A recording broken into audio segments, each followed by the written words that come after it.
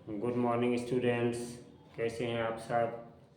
आज हम आपके लिए लास्ट पार्ट 5 या लास्ट पार्ट लेकर के आए हैं यूपी टेट 2022 का।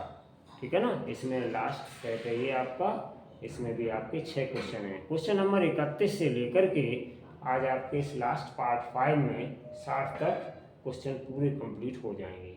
इस पार्ट में आपके 55 से लेकर के 60 तक के क्वेश्चन है स्टूडेंट्स। ठीक है, तो चलिए अब हम इसको स्टार्ट करते हैं बिना किसी देरी किए हुए। तो क्वेश्चन नंबर 55 का सलूशन करने के लिए, क्वेश्चन नंबर 55 क्या है स्टूडेंट्स, इसको देखिए पहले।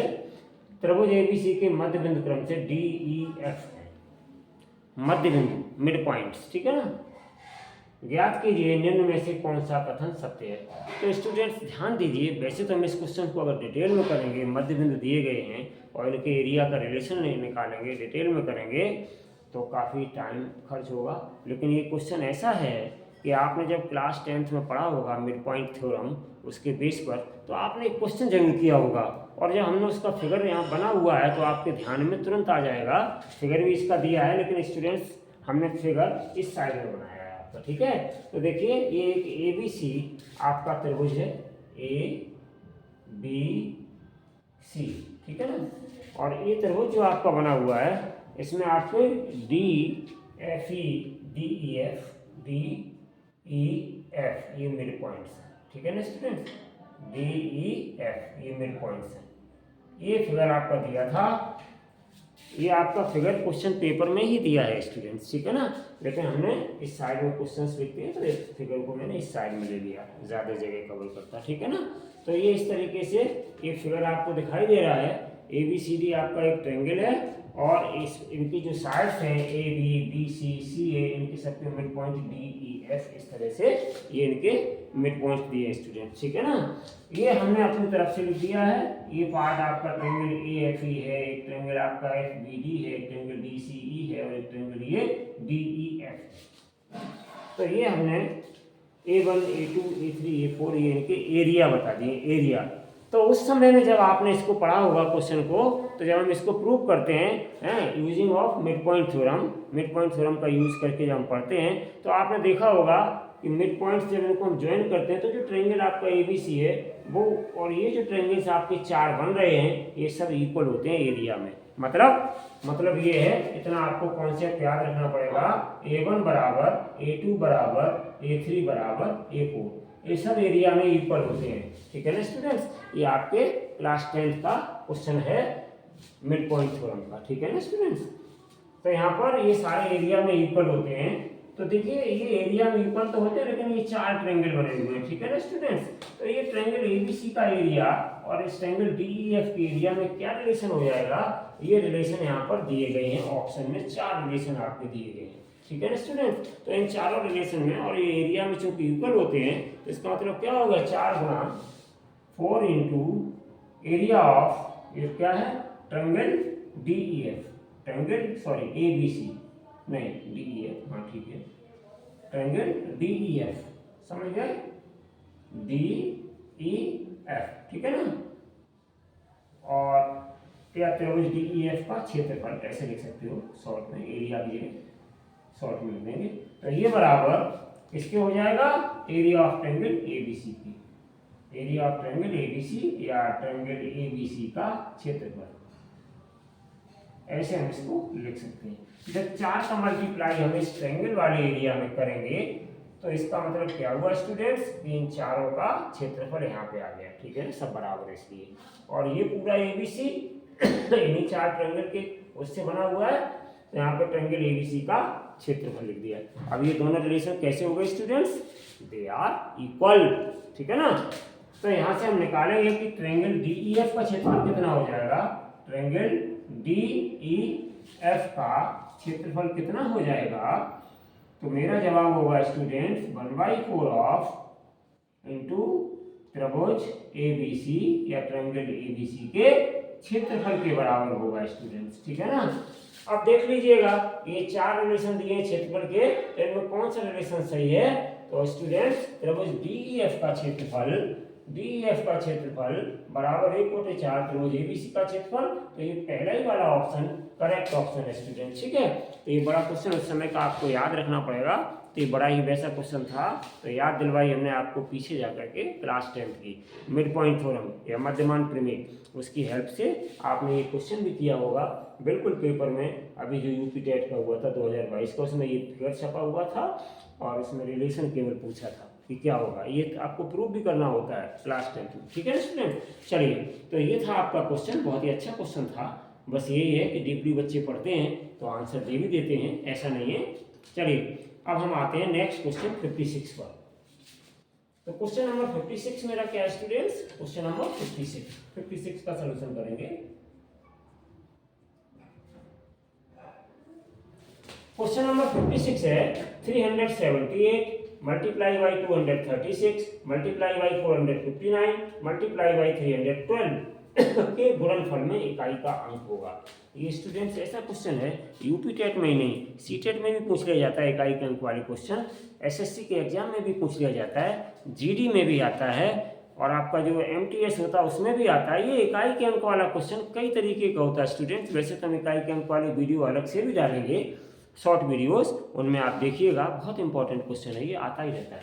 तो यहाँ पर देखिए क्या दिया गया है इस क्वेश्चन में, और गुणनफल जो हम इनका करेंगे मीन्स इनका हम प्रोडक्ट निकालेंगे, सबका गुणा करेंगे, तो गुणा करने के बाद जो गुणनफल आएगा उसमें पूछ रहे हैं वो इकाई का अंक क्या होगा। तो स्टूडेंट्स इसमें तो बहुत टाइम लग जाएगा इतने बड़े बड़े नंबर का मल्टीप्लाई करने में, तो इसकी एक ट्रिक है, उस ट्रिक के जरिए आप इसमें पता लगाएंगे कि इकाई का अंक क्या है। तो देखो स्टूडेंट्स, हम क्या करते हैं कि जो भी नंबर दिए जाते हैं उन सब नंबर्स में हम इकाई का अंक पहले ले लेते हैं। ये देखो इकाई के अंक यहाँ पे कितने हैं, सब दिख गए, मैंने अंडरलाइन कर दिया, यहाँ पे 8 है, यहाँ पे 6 है इकाई का अंक। एक 8 है आपका, और एक स्टूडेंट्स 6 है, और एक इकाई का अंक 9 है स्टूडेंट्स, और एक इकाई का अंक है आपका 2 स्टूडेंट्स। ये इकाई के अंक आ गए।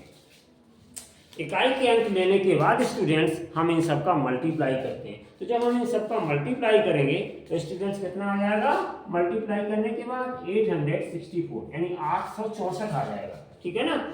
अब ये जो मल्टीप्लाई इकाई के अंक लेकर के हमने किया 864 आ जाएगा, क्योंकि जब भी हम नंबर्स का मल्टीप्लाई करते हैं तो इकाई के अंक से जो मल्टीप्लाई इकाई के अंक में किया जाता है उसी का रिजल्ट लास्ट में मिलता है, ठीक है ना। इकाई के अंक हमने यहाँ पे सेलेक्ट कर लिए, हमने सबका मल्टीप्लाई कर दिया, और फिर इकाई के अंकों को मल्टीप्लाई किया, तो लास्ट में स्टूडेंट देखो इकाई का अंक कितना आ गया 4। तो यहाँ पे इकाई का अंक कितना हमें दिखाई दे रहा है 4। तो यही आपका आंसर हो जाएगा, ये ट्रिक है आपका, नहीं तो आप मल्टीप्लाई करते करते परेशान हो जाएंगे। तो यहाँ पे इकाई का अंक आपका 4 आ गया। देखते हैं हम ऑप्शन में कौन सा ऑप्शन करेक्ट है, तो यहाँ पे फर्स्ट ऑप्शन करेक्ट है स्टूडेंट्स, ठीक है ना। अब चलिए हम आते हैं क्वेश्चन नंबर 57 पर, ठीक है ना। 57 क्वेश्चन क्या है आपका, सोल्यूशन ऑफ क्वेश्चन नंबर 57।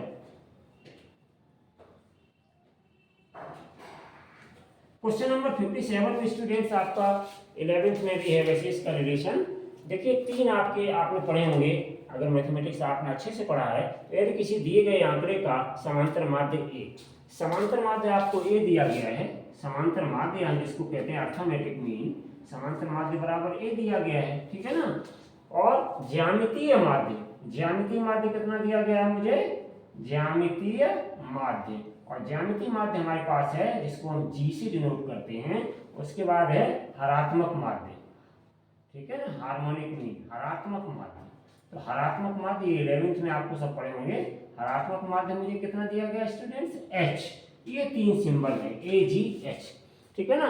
तो इन तीनों सिंबल्स के लिए बता रहे हैं कि यदि किसी दिए गए आंकड़े का समांतर माध्य ए है, ज्यामितीय माध्य जी है और हरात्मक माध्य एच हो, ठीक है ना, तो ये जो 4 संबंध दिए गए ऑप्शन में, इनमें से कौन सा संबंध सही होगा स्टूडेंट्स, ठीक है ना।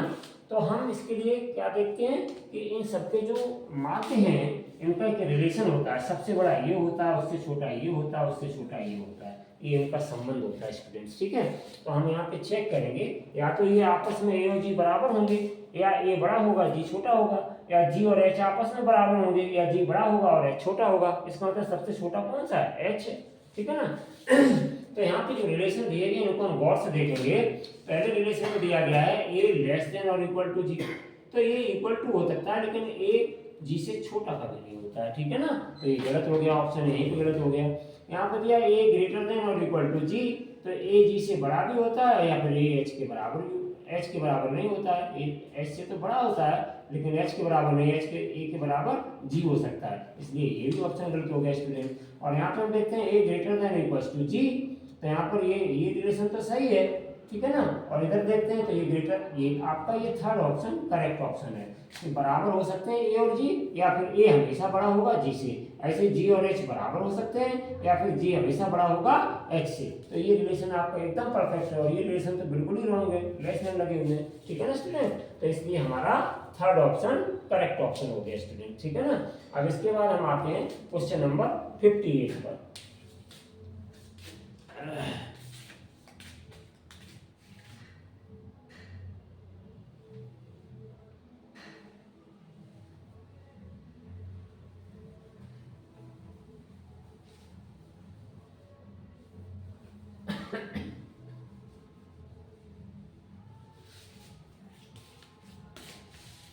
तो क्वेश्चन नंबर 58 में यदि दो संख्याओं का अंतर तथा गुणनफल क्रम से 5 और 36 हो, दो संख्याओं का अंतर हमें दिया गया 5, दो संख्याओं का अंतर,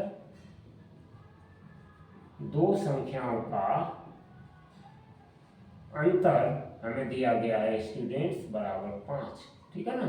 और गुणनफल दो संख्याओं का दिया गया है, गुणनफल बराबर दिया गया है हमें स्टूडेंट्स 36, कितना दिया गया है 36।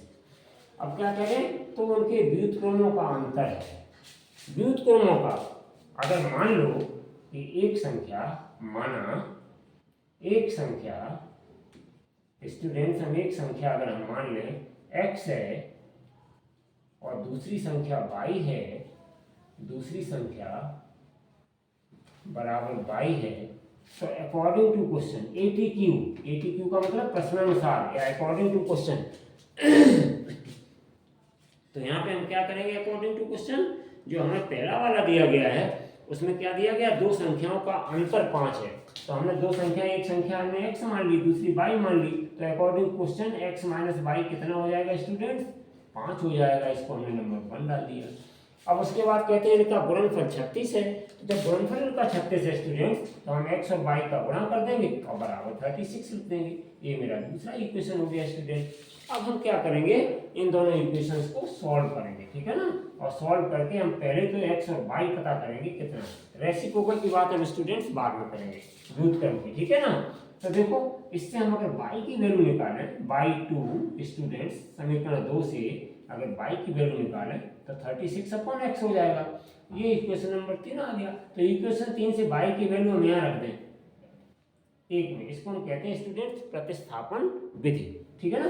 तो यहाँ रखे देते हैं, तो x माइनस y बराबर हमारा 5 है, तो x माइनस y की जगह रख देंगे 36/x बराबर 5, तो इसको थोड़ा सॉल्व करते हैं, तो इसको मल्टीप्लाई करेंगे तो x² माइनस 36, तो x² माइनस 36 और अपॉन x बराबर 5, और थोड़ा सॉल्व करते हैं तो कितना आ जाएगा, इम्प्लाइज x² माइनस 36 बराबर 5x, ठीक है ना।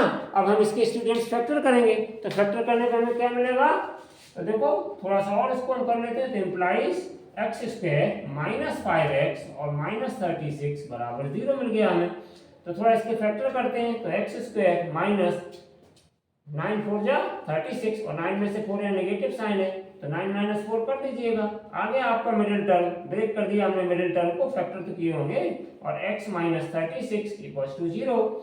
थोड़ा और इसको सॉल्व करते हैं, तो x² माइनस 9x और माइनस माइनस प्लस 4x और माइनस 36 बराबर 0। थोड़ा और इसको हम सॉल्व करते हैं तो क्या मिल जाएगा हमें,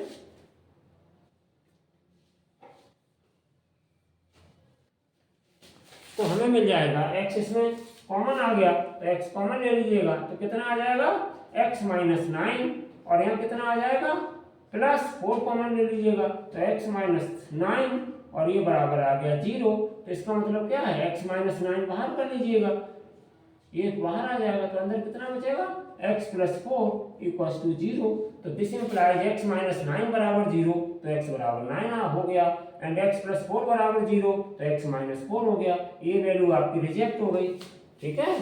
तो तो आप हमारे पास क्या बता, x बराबर 9, नेगेटिव नहीं लेते हैं, ठीक है ना। तो ये रिजेक्ट हो गया आपके लिए, ठीक है ना। संख्याओं की बात हो रही है लेकिन यहाँ पॉजिटिव संख्याओं की है, ठीक है ना। तो यहाँ पर हमने दोनों पॉजिटिव संख्या मानी है। तो ये x की वैल्यू 9 आ गई, तो 9 जो वैल्यू आ गई इसको हम यहाँ रख देंगे इसी इक्वेशन 1 में। तो y1 हमें कितना मिल जाएगा, y1 x माइनस y बराबर मेरे पास 5 था, x की वैल्यू 9 रख दो माइनस y बराबर 5, तो इंप्लाइज y बराबर हमें कितना मिल गया, y बराबर कितना मिल जाएगा 4। तो ये हमारी y की वैल्यू आ गई, ठीक है। तो हमारे पास दो वैल्यू आ गई। अब देखिए स्टूडेंट्स, उन्होंने कहा क्या कहा था, x और y की वैल्यू तो हमने ज्ञात कर ली, लेकिन उन्होंने क्वेश्चन में कहा क्या था, उस क्वेश्चन को ध्यान से देखिए। क्वेश्चन में ये कहा था तो उनके व्युत्क्रमों का अंतर है। तो पहले हम x का व्युत्क्रम क्या होता है 1/x, और y का व्युत्क्रम क्या होता है 1/y, तो इनका अंतर निकाल लीजिएगा, ठीक है ना। तो ये कितना हो जाएगा 1/x माइनस 1/y, ठीक है ना। तो व्युत्क्रमों का अंतर, तो हम यहाँ पे ब्रैकेट रख देंगे, तो ये हो जाएगी 1/y माइनस 1/x, ऐसे निकाल लो अंतर, क्योंकि बड़ी में से छोटी घटाएंगे, अंतर दे दिया ना तो हम घटा सकते हैं, ठीक है ना। तो ये तो 1/y यानी 1/4, और माइनस ये कितनी है 1/x की वैल्यू कितनी है 9, यहाँ रख दिया। इसका एलसीएम ले लो, कितना आ गया 36, 4 9 जा 36, 9 4 जा 36, तो कितना आ गया 5/36। तो इस तरीके से स्टूडेंट्स ये हमारा रेसिप्रोकल का डिफरेंस निकला। बड़ी में से छोटी माइनस कर देते हैं, अंतर पूछा था तो जो बड़ी होगी उसमें छोटी माइनस कर देते हैं। तो ये कितना आ गया 5/36। ये हमारा पहला वाला ऑप्शन करेक्ट हो गया स्टूडेंट्स, ठीक है ना। अब चलिए हम पहुंचते हैं क्वेश्चन नंबर 59 पर। देखिए 59 स्टूडेंट क्वेश्चन आपका जो पढ़ा हुआ होता है थ्योरेटिकल मैथमेटिशियंस के बारे में जो आपने पढ़ा है उसके ऊपर इसका आंसर होता है, ठीक है ना। तो चलिए देखते हैं क्वेश्चन क्या है आपका। 20वीं सदी के स्वशिक्षित भारतीय गणितीय प्रतिभावान कौन थे, ये तो आपको पता ही होगा। 20वीं सदी की बात कर रहे हैं तो समझ गए श्रीनिवास रामानुजन होते हैं। तो ये आपका थर्ड ऑप्शन सही हो गया, ठीक है ना स्टूडेंट। अब हम पहुंचते हैं क्वेश्चन नंबर 60 पर। ये 20वीं सदी के हैं, इनको याद कर लो, और भी कंपटीशन में ये पूछ लिया जाता है कभी कभी मैथमेटिशियंस के बारे में। अब चलिए हम चलते हैं लास्ट इस यूपी टेट के प्राइमरी लेवल के पेपर का। आज हम आपको 5वें भाग में लास्ट क्वेश्चन मैथमेटिक्स का करवा रहे हैं, ठीक है ना स्टूडेंट। चलिए तो क्वेश्चन नंबर 60 सॉल्यूशन। ये भी बहुत बढ़िया क्वेश्चन है, इतना ट्रिक से दिया है कि बच्चे घबरा जाएं इस क्वेश्चन को देखते ही कि कैसे निकालेंगे हम इसका क्षेत्रफल। किसी कमरे की चारों दीवारों का क्षेत्रफल 660 मीटर स्क्वायर है। चारों दीवारों का क्षेत्रफल दिया है, ठीक है ना। पहली बात तो हम आपसे ये कहना चाहेंगे कि चारों दीवारों की क्षेत्रफल का फॉर्मूला क्या होता है, उसके बाद बात करेंगे आगे की। चारों दीवारों का अगर हमें क्षेत्रफल निकालना हो किसी कमरे की, चारों दीवारों का क्षेत्रफल स्टूडेंट, तो फॉर्मूला क्या होगा क्षेत्रफल का, तो ये आपका हो जाएगा 2 और b इंटू एच और प्लस h इंटू एल, ये होता है फॉर्मूला। वैसे हम इस फॉर्मूले को स्टूडेंट्स और दूसरी भाषा में लिख सकते हैं एरिया, क्षेत्रफल को एरिया ऐसे लिख सकते हैं स्टूडेंट्स, और यहाँ पर 2 और देखो h कॉमन आ रहा है तो हम बाहर निकाल सकते हैं, तो अंदर बचा स्टूडेंट्स b प्लस एल, ऐसे भी लिख सकते हैं। अगर आप याद कर सकें तो ये बहुत शॉर्ट में काम आता रहता है फॉर्मूला, इसको याद करना 2h और b प्लस एल। इस फॉर्मूले को हम ऐसे भी लिख सकते हैं, ये चारों दीवारी के क्षेत्रफल का फॉर्मूला कहलाता है। अब देखो कैसे आ रहे, यदि किसी कमरे की चारों दीवारों का क्षेत्रफल 660 मीटर स्क्वायर है। चारों दीवारों का क्षेत्रफल कितना दिया हमें 660 मीटर स्क्वायर, ये हमें दिया गया स्टूडेंट, ठीक है ना। अब उसके बाद क्या कहते हैं, तथा लंबाई उसकी चौड़ाई की दोगुनी है। लंबाई जो है चौड़ाई की दोगुनी है, ये रही आपकी लंबाई और ये रही आपकी चौड़ाई।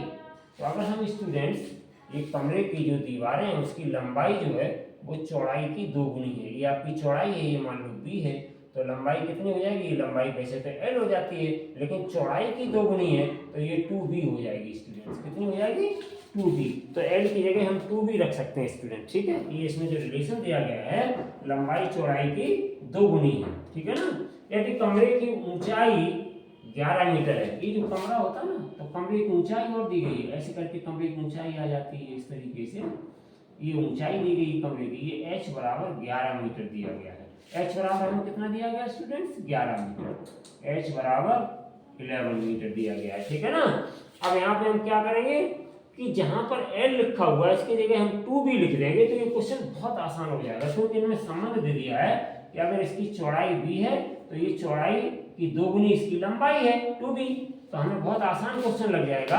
तो हम यहाँ पे क्या करेंगे स्टूडेंट्स, a की जगह तो रख देंगे 660 और यहाँ पे 2 और h की जगह हमें कितना दिया है 11, और उसके बाद b की वैल्यू b और प्लस l की जगह हम क्या रख देंगे 2b। बस ये जो आपने रिलेशन बना लिया, इससे ये क्वेश्चन बहुत आसान हो गया। तो अब यहाँ पे देखो हम इनको कट भी कर सकते हैं, तो b प्लस 2b ये हो गया 3b, तो 3b ठीक है ना, और इंटू 11 दूनी 22 और ये बराबर हो गया 660। तो स्टूडेंट्स b की वैल्यू कितनी आ जाएगी 660 और बटे 3 गुणा 22 से काट दो, 22 तिया 66 और 0 और 3 से ये काट दो 10, तो b की वैल्यू आ गई स्टूडेंट्स 10 मीटर। तो देखो ये हमें मिल गई कमरे की चौड़ाई 10 मीटर है। अच्छा लंबाई कितनी हो जाएगी फिर, वो 2b के बराबर थी, दूनी थी, तो 2 और b की वैल्यू आई है 10, तो ये हो गया 20 मीटर। ये आ गई हमारी कमरे की लंबाई, l बराबर 20 मीटर। अब क्या कह रहे हैं आपसे, तो उसकी छत का क्षेत्रफल बताओ। तो छत स्टूडेंट कोई अलग से थोड़ी आ जाएगी, छत क्या है, छत की वही लंबाई होगी वही चौड़ाई होगी, इसका मतलब क्या है, उसका क्षेत्रफल कैसे निकालोगे, आयताकार होती है छत, तो छत का क्षेत्रफल क्या हो जाएगा, छत का क्षेत्रफल क्या हो जाएगा, छत का क्षेत्रफल हो जाएगा हमारा लंबाई और गुना चौड़ाई। तो लंबाई मेरे पास कितनी निकल के आई 20 मीटर और चौड़ाई कितनी निकल के आई मेरे पास 10 मीटर, तो कितना आ गया 200 मीटर स्क्वायर।